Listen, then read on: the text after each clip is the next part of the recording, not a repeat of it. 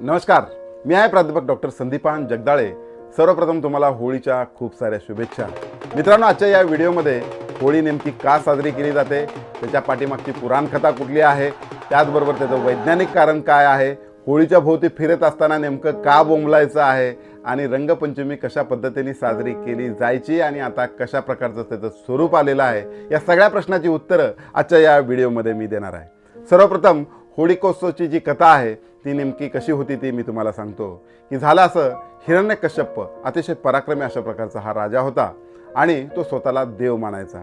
अहंपणा त्याच्यामध्ये आलेला होता आणि योगायोगानं झालं असं की त्याच्या पोटी भक्त प्रल्हादाचा जन्म झाला आणि हा भक्त प्रल्हाद अतिशय भक्ती त्या देवाची करू लागला।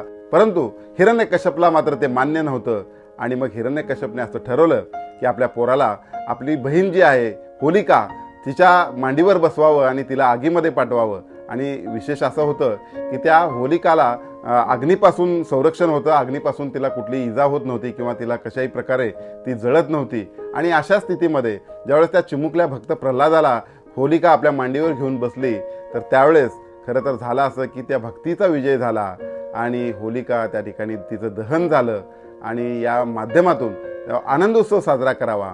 म्हणजे असत्याचा वर सत्याचा झालेला जो विजय आहे आणि अहंपणाच्या विरोधात भक्तीचा विजय कसा आहे, या सगळ्याचा खरं तर विजयोत्सव म्हणून ही होलिका किंवा हा होळीचा सण अनेक वर्षापासून आपल्या देशामध्ये साजरा केला जातो। आता नेमकं दुसरं महत्त्वाचं कारण असं आहे की शेतकरी जे आहे, आपला भारत देश हा कृषीप्रधान देश आहे आणि या कृषीप्रधान देशामध्ये आपल्या शेतकऱ्यांचे जे सुगीचे दिवस आहेत ते नेमके या फाल्गुन महिन्यामध्ये असतात।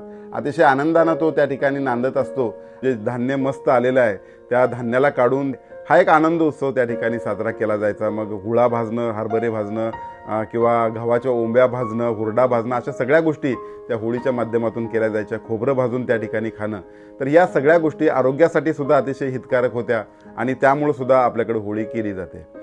आणि तिसरं महत्त्वाचं कारण असं आहे की नुकताच हिवाळा संपलेला असतो आणि उष्ण अशा प्रकारचा उन्हाळा खरं तर सुरू होत असतो आणि त्यामुळं वातावरणामध्ये बदल होतो आणि त्यामुळं अनेक प्रकारचे बॅक्टेरिया, जीव, कीटाणू, जंतू, रोगराई हे हळूहळू पसरत असते आणि त्यामुळं जुन्या काळामध्ये आपण जर बघितलं तर खूप मोठी जंगलं होती आणि जंगलामध्ये वाळून पडलेली, तुटून पडलेली जी काही झाडं आहेत, मग ती कसली झाडं, तर ती आयुर्वेदिक झाडं, जसं की वड आहे, पिंपळ आहे, कडुनिंब आहे, चंदन आहे, निलगिरी आहे, त्याचबरोबर एरंड आहे, अशी जेवढी काही आयुर्वेदिक झाडं होती आणि अतिशय आरोग्याला पूरक अशा प्रकारची जी झाडं आहेत ती सगळी गोळा करून गावाच्या मध्यभागी आणली जायची।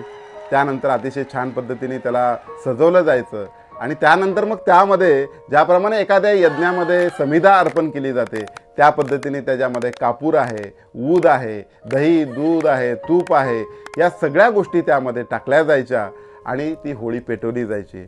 आणि पेटवल्यानंतर तब्बल 8-10 दिवस, 15 दिवस, अगदी महिना ती होळी त्या ठिकाणी धुमसत राहायची आणि गावातली जी काही रोगराई आहे ती सगळी दूर व्हायची आणि एक चांगलं निरोगी निरामय जीवन त्या सगळं ग्रामीण भागातल्या लोकांना, त्या जुन्या काळातल्या लोकांना त्या ठिकाणी अनुभवता येत होतं। त्यानंतर आता बोंबलण्याच्या मागची काय भूमिका आहे, होळीमध्ये आपण बोंबलत असतो, अनेकांना विचारलं तर त्याचं उत्तर अनेकांना सांगता येत नाही, मुलांना सांगता येत नाही, तरुणांना सांगता येत नाही, खरं तर अनेक मोठ्या माणसांनाही सांगता येत नाही। परंतु त्याचं मागचं कारण असं आहे की ज्यावेळेस ते होळी पेटवलेली असते तर त्या होळीमध्ये जे काही आयुर्वेदिक वनस्पती आहेत त्या जळत असतात आणि त्याचा जो धूर आहे, खरं तर आपण उभारल्यानंतर नाकातून तर तो धूर आपल्या शरीरात जातो, परंतु बोंबल्यामुळं अगदी नाकात तोंडातून तो आजपर्यंत अतिशय चांगल्या फोर्सफुली त्या ठिकाणी आपल्या शरीरात जातो आणि आपल्या शरीरातले जे काही रोग आहेत ते सगळे दूर होण्यासाठी अतिशय महत्त्वाची भूमिका या बोंबलण्याच्या पाठीमागची आहे। दुसरी महत्त्वाची गोष्ट आहे की बऱ्याच वेळा आपल्या मनामध्ये जे काही खितपत पडलेल्या ज्या काही गोष्टी आहेत, राग आहे, द्वेष आहे, मत्सर आहे, ह्या सगळ्या बाहेर पडाव्यात ही त्याच्या मागची भूमिका आहे। आणि खरं तर शिवाय वगैरे देण्याची जी परंपरा आहे, ज्या व्यक्तीबद्दल आपल्याला तिरस्कार आहे तर तो दूर व्हावा आणि त्या ओरडण्यातून, त्या बोंबलण्यातून तो बाहेर जावा, अशा प्रकारची खरं तर ती भूमिका होती। परंतु आता काळ बदलला, आपल्याला तसं काहीच करायचं नाही आहे। त्यानंतर मित्रांनो, होळीच्या दुसऱ्या दिवशी धुलीवंदन साजरं केलं जातं, परंतु आता रूप त्याचं बदललंय।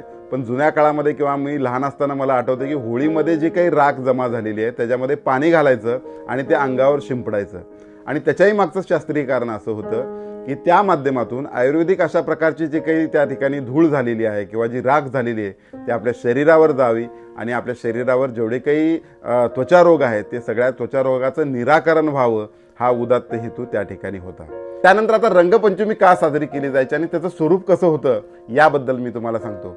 खरं तर जुन्या काळामध्ये खूप अशा प्रकारची वनराई होती, सुंदर अशा प्रकारची उद्यानं होती आणि त्या उद्यानामधून खूप सारी फुलं गोळा केली जायची, जी नॅचरल आहेत किंवा जे नैसर्गिक अशा प्रकारची जी फुलं आहेत, ज्याचा सुगंध होता, रंगीबेरंगी ती सगळी फुलं होती, त्याच्यापासून ते रंग तयार केला जायचा.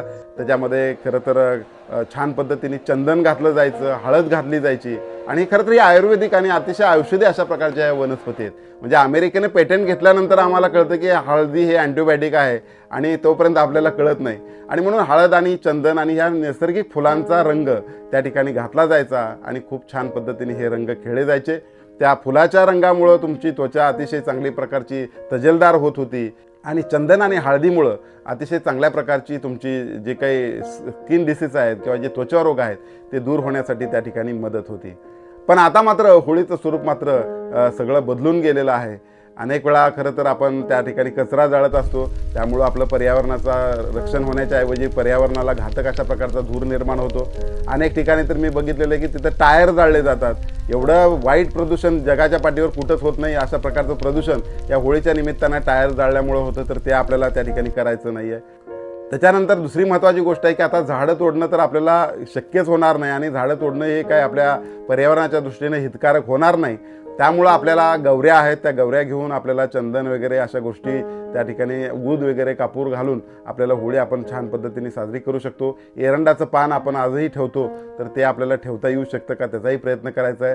खोबरं असेल किंवा अजून अन्य काही आयुर्वेदिक अशा वनस्पती ज्या होम हवनामध्ये आपण वापरतो तर त्या आपल्याला वापरणं गरजेचं आहे. त्यानंतर रंग खेळत असताना सुद्धा रंगाचं स्वरूप आता बदलून गेलेलं आहे.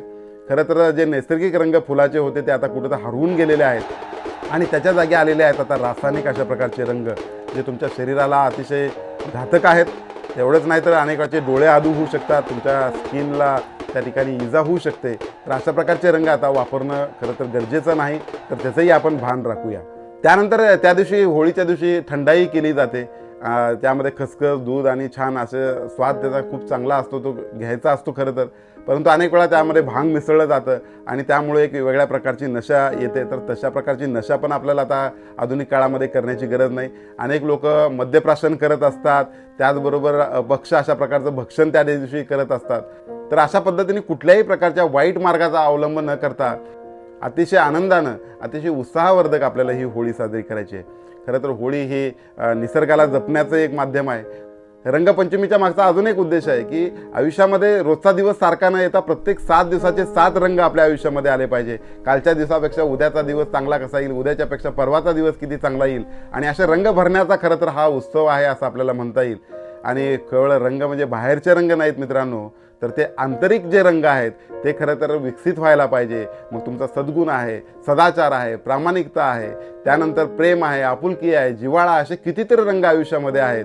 ह्या सगळ्यांचं प्रकटीकरण व्हावं अशीच खरं तर त्यामागची उदात्त कल्पना आहे. मित्रांनो, हा होळीचा उत्सव केवळ आध्यात्मिक नाही तर त्याचं वैज्ञानिक कारण आपल्याला लक्षात ठेवायचं आहे. त्याचबरोबर पर्यावरणाचं रक्षण करायचं आहे. ज्या अघोऱ्या पद्धतीने पर्यावरणाला घातक अशा पद्धतीने आपण जी होळी करतोय त्यापेक्षा अतिशय पर्यावरणपूरक अशा प्रकारची होळी आपल्याला करायची आहे.